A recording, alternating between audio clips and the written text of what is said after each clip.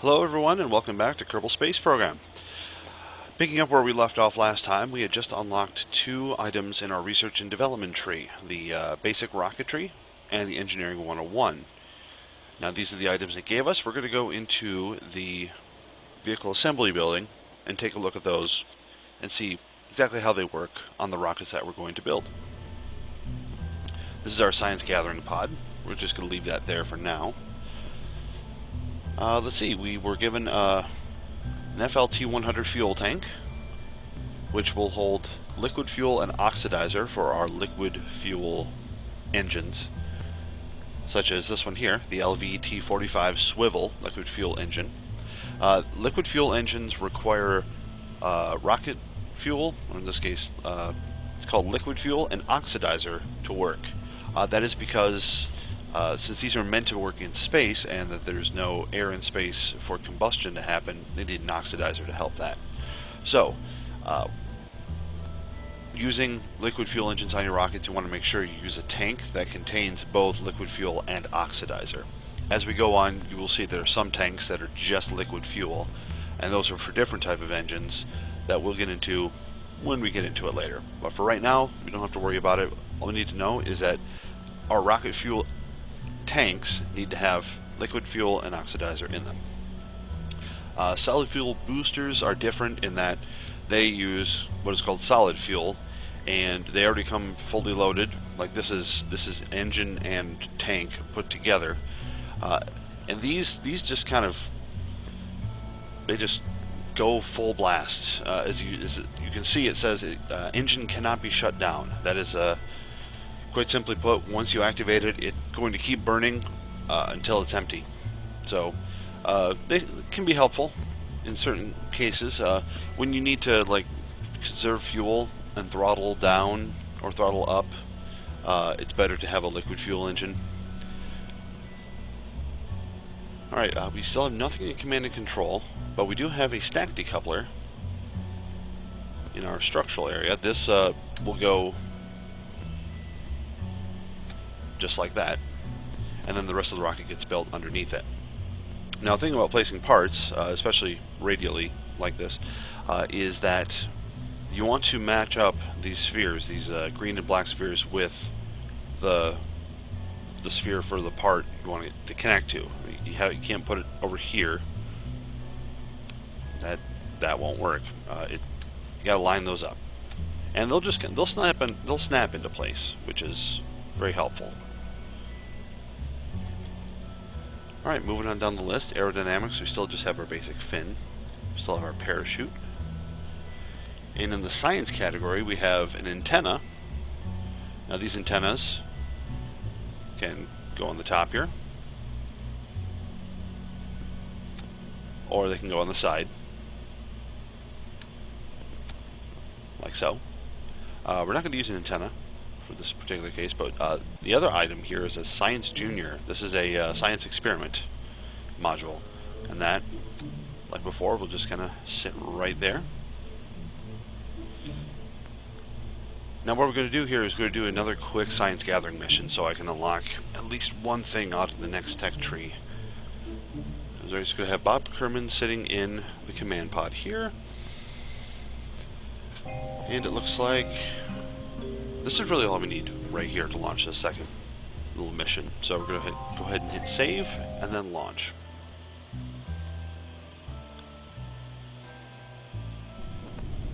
And really everything's going to be the same as before, except for two things. First off, our mystery goo container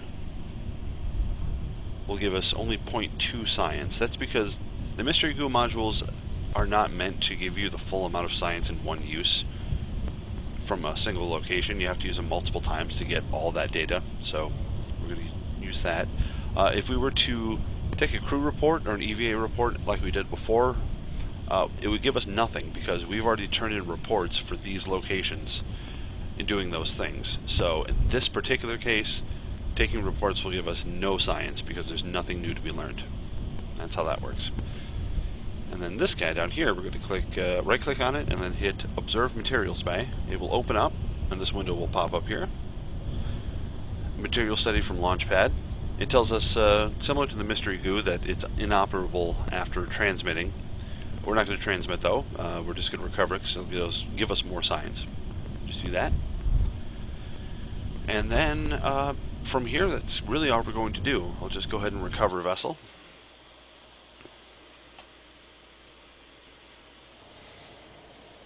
They gave us 7.7 science, so altogether we're at 11.9. Oh, I'm afraid that didn't get me anywhere. Still need 15 here. Okay, so I guess what we're going to do now is we're going to build a rocket. We're going to try to go up into the space. We're going to go ahead and start a new file for this one. We start with the command pod. Now remember how I said in the last video about not wanting to have to carry around extra weight that you can't use? That's really important right here when launching rockets. What we're going to do is our monopropellant, because we still don't have anything that needs it, and it's just going to weigh us down and cost us money. We're just going to slide that all the way to 0. This way, our ship is not as heavy as it could have been. And the lighter your vessel is, the better, because that means you're using less fuel to push it farther.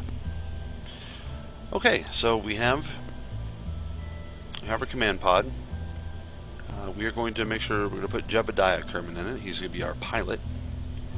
Then we're going to go to utility. We're going to put a parachute on top, because that is important. Unfortunately, we don't have much else we can use. When this thing does come down, we want the command pod to be by itself. So we're going to go ahead and put a decoupler on here, just like so. That way the rest of the rocket and tanks, when it's all empty, can just be disconnected and discarded, so we don't have to worry about all that extra weight. So we'll go to our fuel tank, and we'll throw on quite a few of our FLT 100 fuel tanks. Probably 7 of them.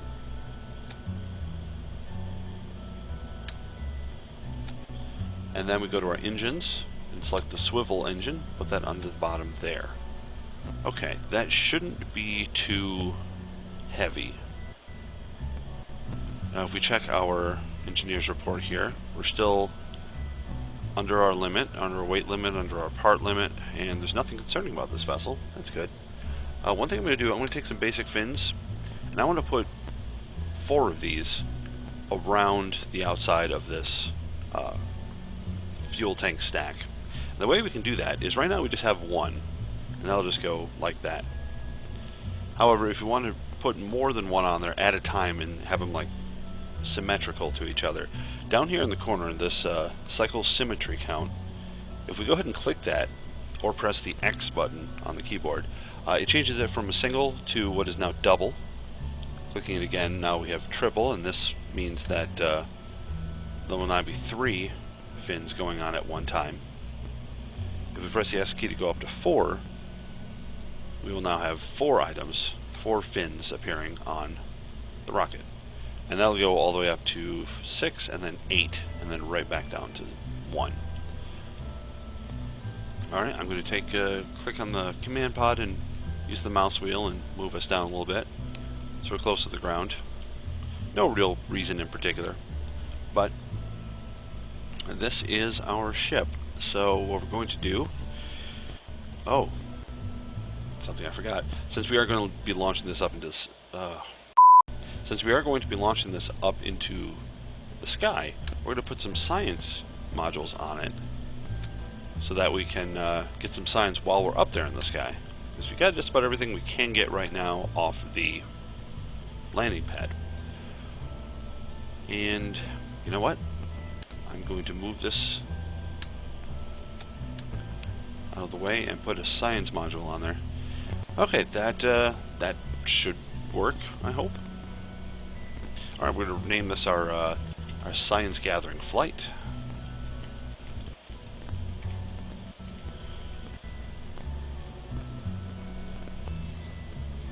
I didn't really need to put 2 separate ones on here like that. I just went over. There we go. Now it looks better. Okay, I think we are about ready to launch this guy. We look at our staging. We'll see that the rocket will activate first. and then the decoupler will activate, and then the parachute will activate. That's good. That's exactly what we want. The reason I put fins on this is because when we're flying, if we happen to tip our nose over too far, the rocket will flip, start doing cartwheels in the air. The fins will actually help maintain our upward direction up until the point where we want to start moving sideways. This is not going to get us that far, but it's going to get us far enough, I hope. So let's head out to launch. Alright, now we're on the launch pad launching a vehicle. This is where I'm going to explain what the many things are on the screen you see in front of you. So first of all, our rocket is in the center of the screen, of course. Same camera movement, things that we use in the VAB apply here. Down here at the bottom is our nav ball. This is our gimbal, and as we're flying around, our direction will change, and the gimbal will move underneath our orange cursor. This is basically the direction we are heading. The blue ball will move around. It's orange on the underside to indicate that we're pointing downward, blue like we're pointing upwards. You'll see how that works when we're actually moving in the air. On the left side of it, we have our throttle indicator. The arrow right here is showing our throttle is at about half. The left shift and left control buttons on the keyboard control moving that up and down. And just as long as you're holding the button, it'll move. But at the same time, the X and Z keys will allow you to choose max throttle or no throttle really quick. A Z will put you at full throttle. X will close the throttle just right away. So those can be helpful. We're going to go ahead and go full throttle because we want maximum amount of thrust while lifting off the ground. On the right side of the nav ball, we have our G-force indicator. You'll see this move as we're propelling forward. If we make sharp turns in an airplane or things like that, they'll see the indicator go up. I've had to go all the way up to 15 before, and my Kerbal has been fine, so I'm not sure why it's there. Speaking of which, Kerbal is hanging out down here. We can press the C button to do an inside view. Looks exactly the same as it did in the other mission. At the top here of the nav ball, we have our surface speed indicator. This is 0.0 meters per second. If you click it, it'll show you our orbital speed. That's more appropriate when we're actually up in orbit, or at the very least above a certain altitude, which I think is about 45 kilometers. But I'll just leave it on surface for now. On either side, we have two grayed out buttons. One is toggle RCS. You can click that or press the R key on the keyboard to turn that on and off. That's our reaction control system, and that uses the monopropellant that I took out of the command pod to using thruster blocks on the outside of a ship, which we don't have yet, but that will allow us to move our ship through space by propelling gases out. It's like Wall-E using a fire extinguisher to move himself through space in his movie. That's exactly what it is. Alright, on the other side we have SAS. You can click this to turn it on and off, or press the T key. And this is the stability assist system, and this makes it so usually in space when you move in one direction you have no force acting against that direction, so if you tip your ship to the right, it's going to keep spinning to the right in a circle and circle and circle forever because there's nothing stopping it. Stability, at least until you turn left, you make an equal and opposite push or movement to try to cancel it out. Stability assist does that for us automatically. It makes flying or getting off the ground and up into space much easier than it would be doing it without it on. So when launching a rocket, I would always suggest turning on SAS. Although you should know that SAS you can only turn on if your Kerbin in the seat of the command pod is a pilot. If he is a scientist or an engineer, you cannot use SAS. There's also autopilot modules that we'll get later that we can put on it on our rockets in place of a command pod, so we don't have to set up any Kerbins at all. That does have SAS built in, so that's helpful. Alright, up in the very top we have our altitude meter. We're currently 75 meters above the ground. This is our atmosphere gauge. Right now we're over our indicators all the way onto the right, and that means we're at ground level. And the atmosphere you see the colors go darker until they're just black, and now there's nothing. This is the edge of our atmosphere right here. So these different colors show us basically the amount of air in certain sections of the atmosphere. The less air there is, the less resistance you have if you're flying a rocket. However, if you're flying a plane, the less air there is, the harder your engines are going to have to work to maintain their speed, and you might have a bad time. We also have an altitude gauge here, vertical speed, which is really only helpful when launching, because I don't think it really does anything in space. And then up top we have our recover vessel and space center buttons, as we saw in our last two missions. Over on this side we have an abort action group button. We can't do anything with action groups, so this button will do nothing right now, so don't worry about it because it won't do anything. See, I just click it, nothing's happening. On the other side here we have three buttons, so we can toggle our light action group, our gears action group, and our brakes action group. Now, pressing these will allow us to turn on the appropriate items if they're on our ship. Like toggle lights, if we had exterior lights, they would turn on. Clicking this will make them turn off. Gears, this is for like landing gear and wheels for landers or planes. We have neither of those things, so you don't need to use that. And then brakes, similar for landing gear or rovers that have wheels. Doesn't really apply to the rocket. Okay, our staging is all over here. These are our three directions we can move in a three-dimensional space: our pitch, roll, and our yaw. Over here we have our milestone indicator. Here we have our resources. This shows us how much electrical charge we have, how much monopropellant we have, and liquid fuel and oxidizer. The next one down is shows our contracts. This one here shows our money, our science points, and our reputation, and then this is the button to our KSpedia. Now if you click any of these once, they'll stay up there, even when you move the mouse away, just like that. You can still move to the other ones, but as soon as you move away, it'll go back to the one you clicked on. Just click it again to make it go away. I'm going to click on resources so that stays up there. Okay, enough of my talking and pointing out what everything is. Let's launch our rocket. Just going to check to see if there's any science to be gathered here. 1.6, we can do better. Crew report. Alright, we are at full throttle. Our SAS is on. We're just going to hit our space bar and up into the sky we go. While we're doing this, while this is happening, I'm going to go ahead and get a crew report. Start gathering some science.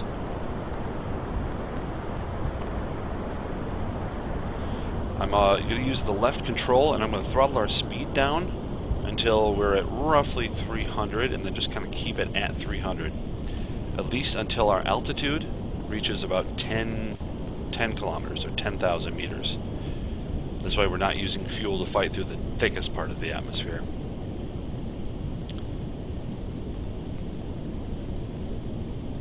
This is helpful for, there we go. This is helpful for, that's what we wanted to avoid, doing that. I hit X to kill the engine. I'm going to try to use my SAS, stability assist, to get us pointed back in the upward direction. There we go. And there we are. So you tip over too quickly while accelerating, that happens.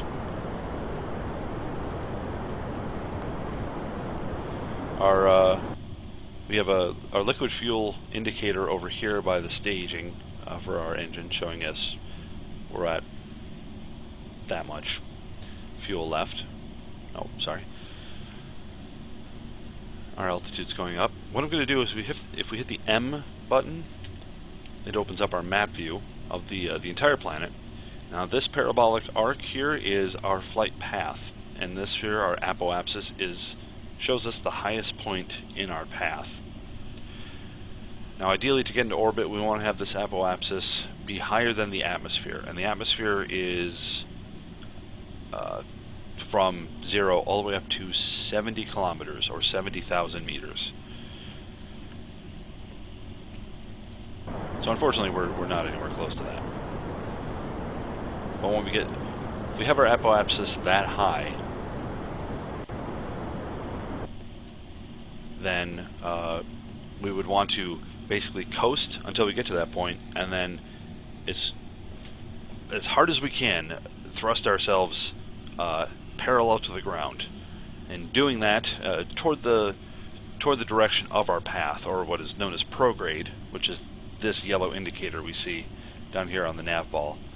There's two of these yellow indicators. This one is the prograde vector, and this is basically marking the direction in which our path, which we are traveling along our path normally.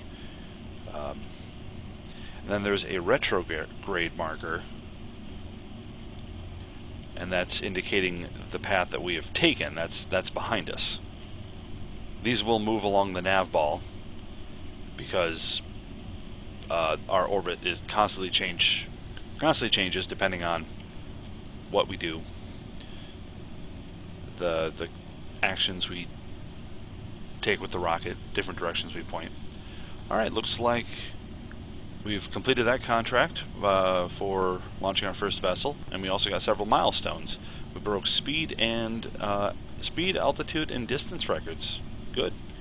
All right, we're coming into the ground. Here's what we're going to do. We're going to decouple ourselves from the rocket there.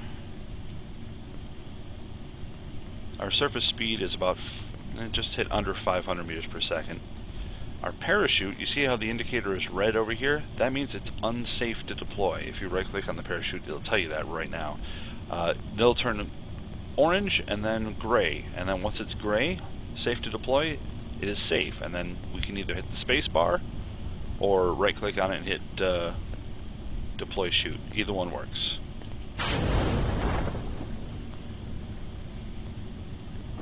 And then it's going to stay in the closed position like this until we reach the altitude we have set here, which is in this case 1,000 meters. This is 1,000 meters above the ground, not 1,000 meters above sea level, because in this case it's the same thing. 1,000 above the ground is above sea level because we're over water, but if we were over mountains, it would still deploy at about 1,000 meters above the ground. It's hard to tell when that is because this indicator up here is showing us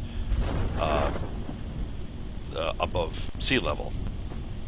It's kind of tricky, but since once we hit 1,000 meters, the parachute unfurled,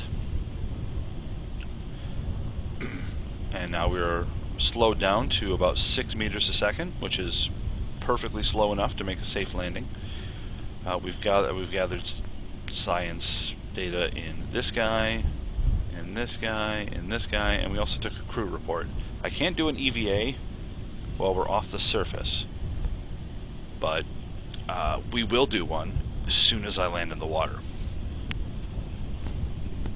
Back in our map view, it'll show us where we are. It doesn't show exactly where Kerbal Space Center is on the globe, but the Africa-looking continent here, it's right there. It's on this peninsula right here. And there's an island here that has a little airstrip on it, which you'll get an achievement for finding. How are we doing? Okay, we're about 30 meters above the ground.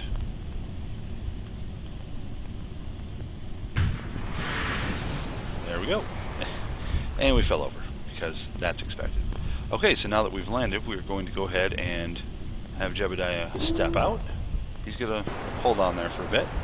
Take an EVA report from Kerbin's water. 3.2 science. We'll keep that. Press B to go back inside the command pod. We're going to have him come out again and let go.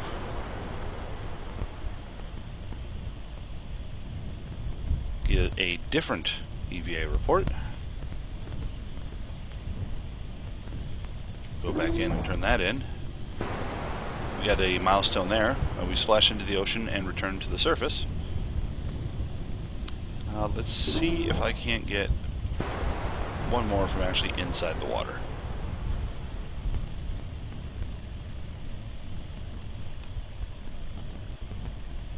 Probably not. I think it was about the same. Okay. What is he standing on? Yeah.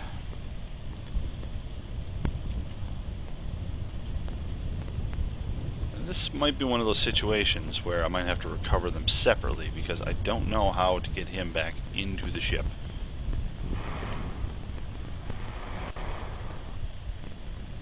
Okay, so at this point, here's what we're going to do. We're going to go ahead and hit recover vessel. Now this is actually only going to recover Jebediah Kerman.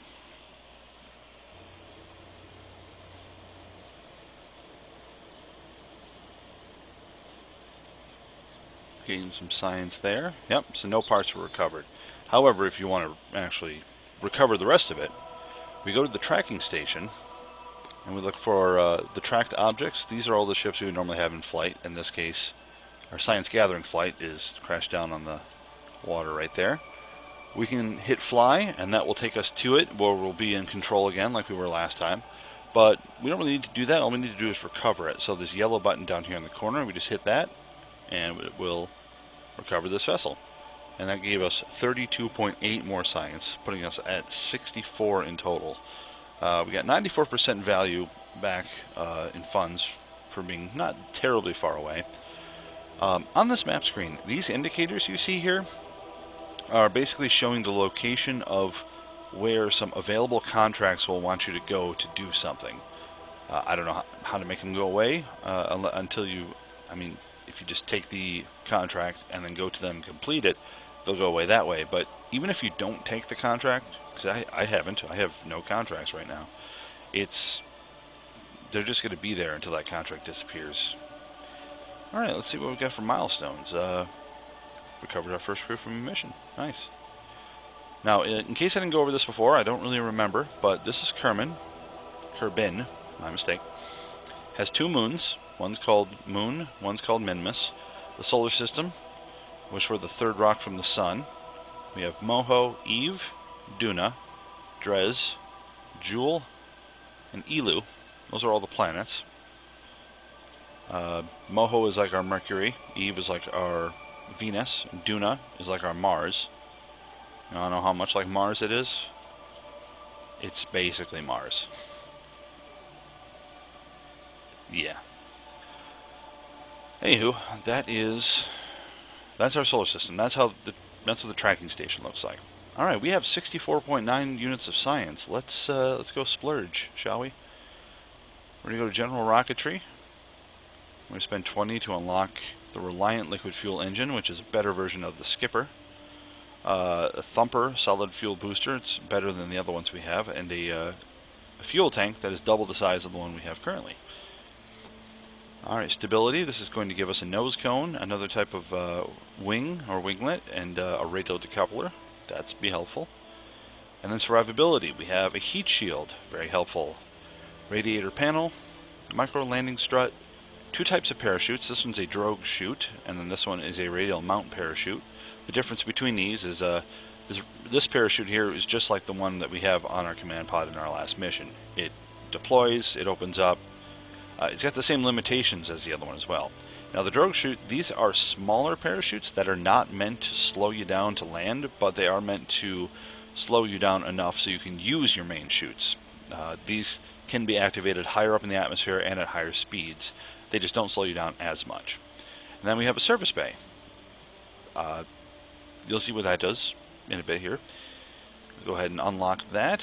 We're now at 11.9 science points. Everything on the next tier is 45, so we won't get to those right away. But hey, we flew a rocket. Good job, everyone.